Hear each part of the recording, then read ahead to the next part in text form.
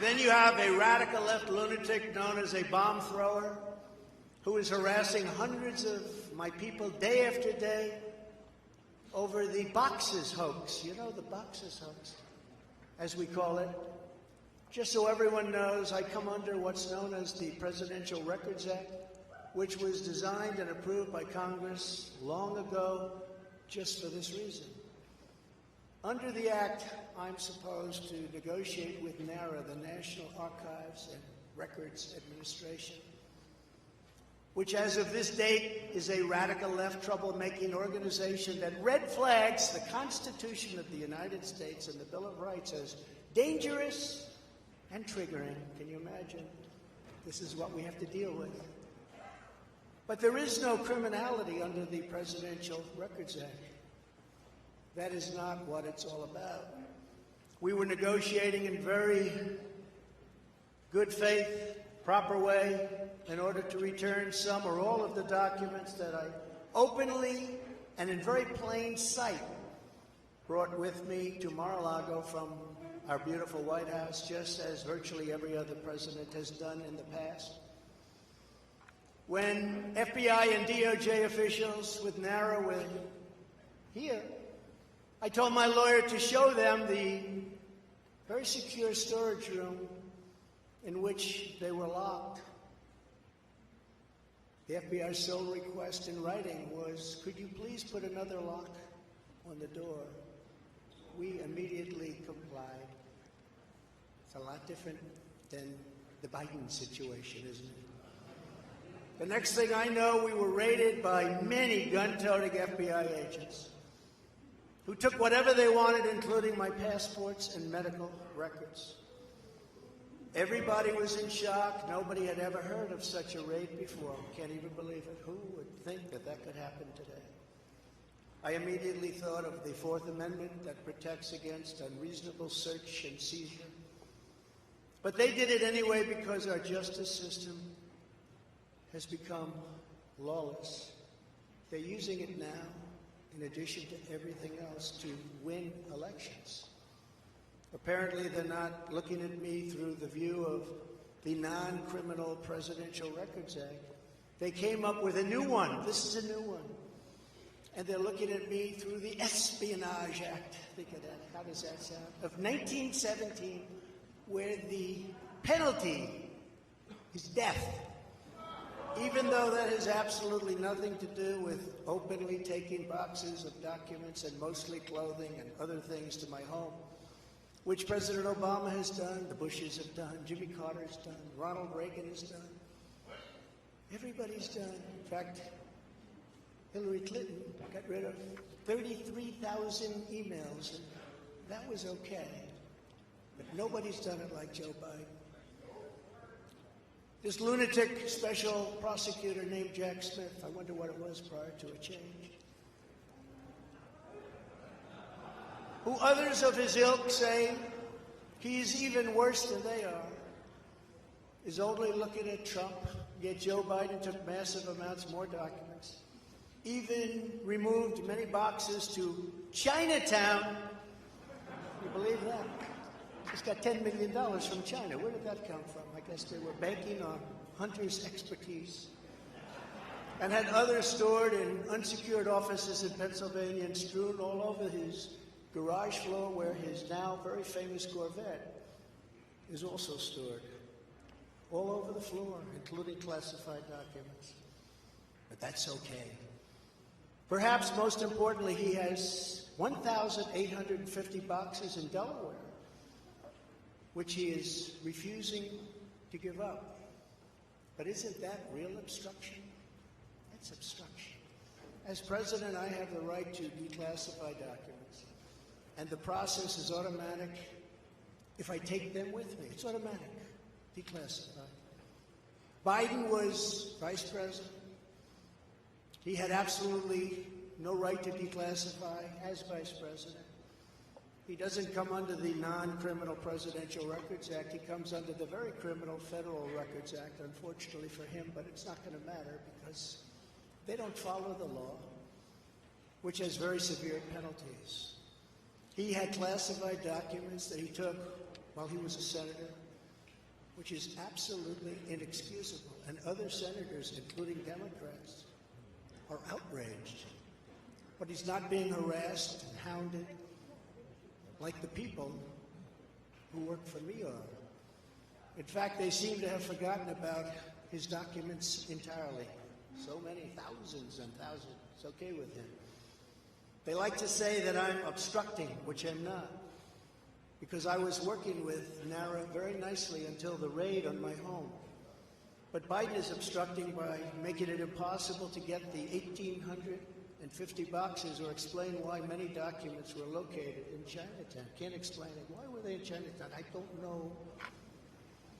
Lastly, I'm under investigation. This time a civil investigation by another racist in reverse who also campaigned on, I will get Trump. I will get him. This was her campaign. Never ran for office. I will get him. Her name is Letitia James. And she proclaimed while campaigning, quote, I look forward to going into the office of the Attorney General every single day, suing him, and then going home. Before she knew me. She announced, what is fueling my soul right now is Trump. And that she had her eyes on Trump Tower. Those eyes are focused on Trump Tower. Didn't know the young lady. She even assured her supporters in an election promise that we're going to definitely sue him. We're going to be a real pain in the ass. He's going to know my name personally.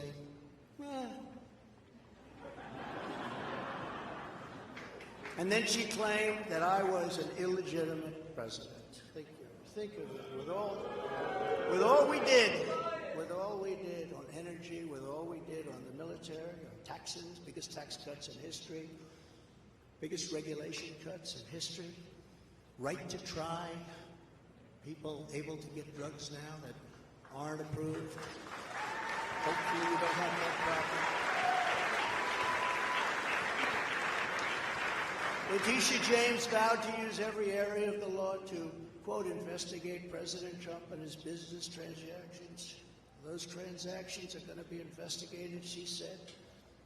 And that of her family and his family. Because we're going after his family, and we're going after them hard.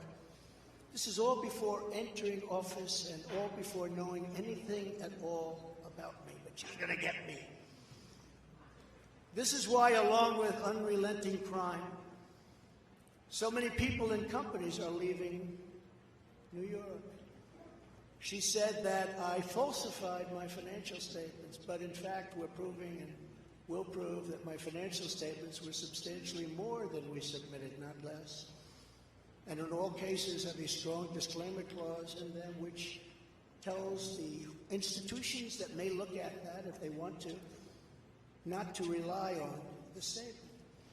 But they've got a problem with their case because, number one, I'm very underleveraged. They can't believe it. All the stuff they read and gave. And have very little debt relative to the value of assets. And importantly, not one bank has lost even $1. She was investigating me to save banks. They have very good lawyers.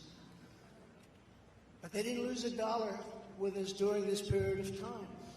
In fact, the banks we're talking about made almost $200 million off Donald Trump, and they liked me very much. We never missed a payment, never got a default notice, had a great relationship with all of them. I don't need banks. We have a lot of cash. Built a great business with my family, built a fantastic business.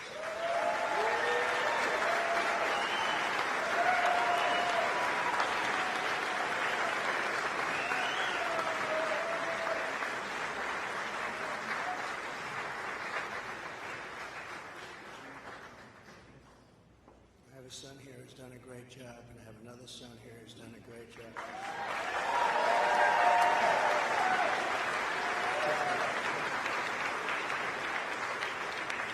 And Ivanka and Barron will be great someday. He's tall, he's smart, but I have a great family, and they've done a fantastic job, and we appreciate it very much. They've done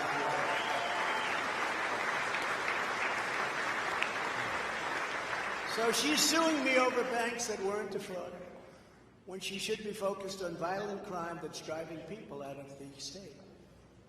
This is a persecution, not an investigation. She's put our family through hell.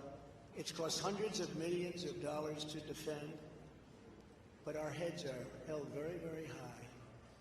They want to settle the case, but I want no part of that.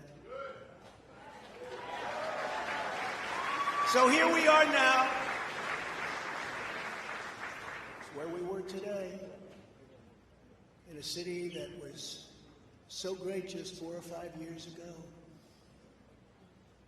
But now we're there, spend time there today, as you possibly read, with a local failed district attorney charging a former president of the United States for the first time in history on a basis that every single pundit and legal analyst said, there is no case, there's no case. They kept saying, there's no case.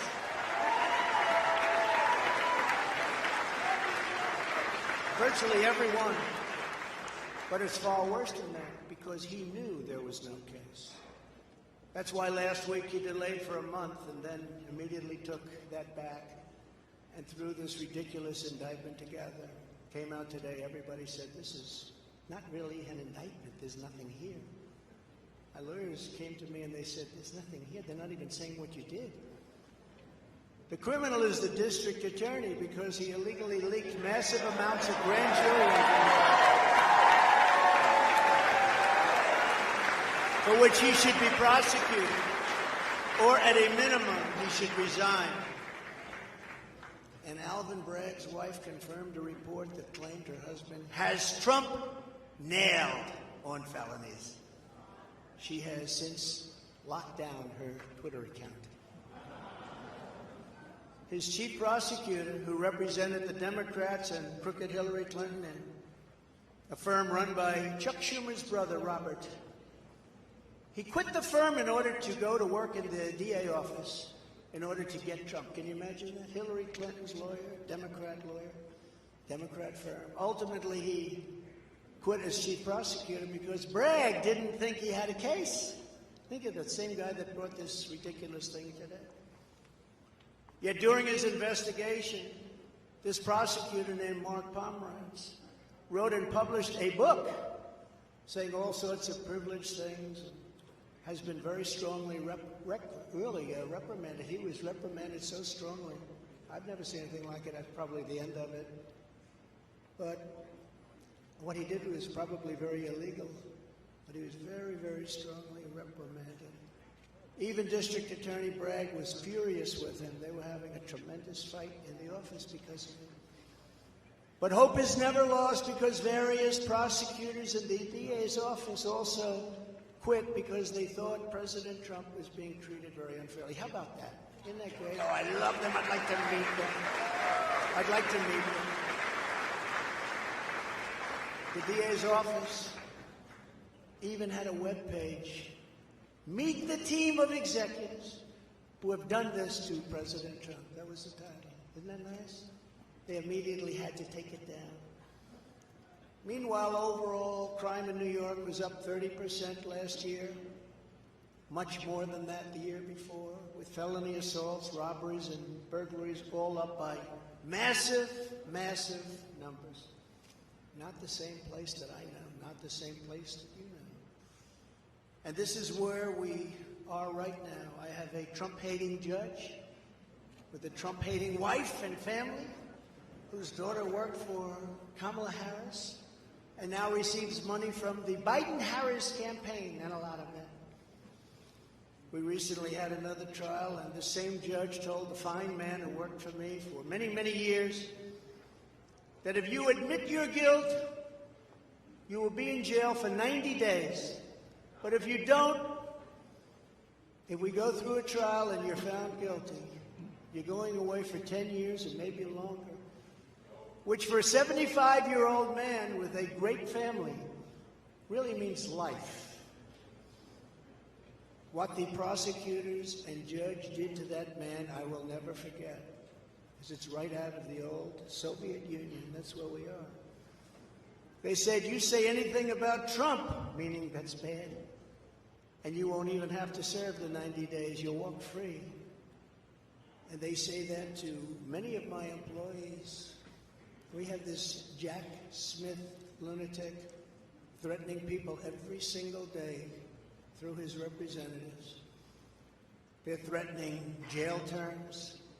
But talk about Trump and you'll go free. This is where we are as a nation. Who would have thought? They can't beat us at the ballot box, so they try and beat us through the law. That's the country in which we live, however, right now. The USA is a mess. Our economy is crashing. Inflation is out of control. Russia has joined with China. Can you believe that? Saudi Arabia has joined with Iran. China, Russia, Iran, and North Korea have formed together as a menacing and destructive coalition. Would have never happened if I were your president. Would never have happened. Nor would Russia attacking Ukraine have happened. All of those lives would be saved. All of those beautiful cities would be standing.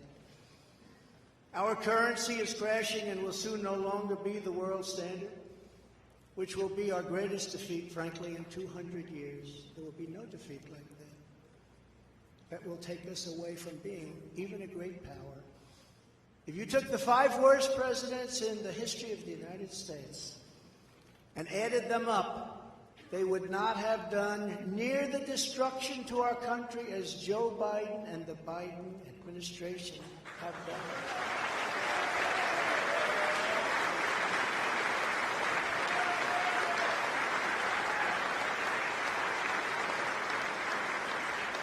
Incredibly, we are now a failing nation.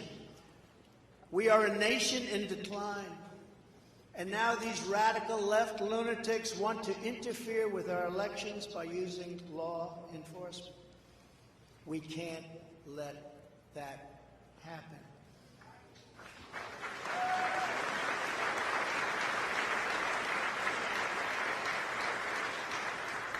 With all of this being said, and with a very dark cloud over our beloved country, I have no doubt, nevertheless, that we will make America great again.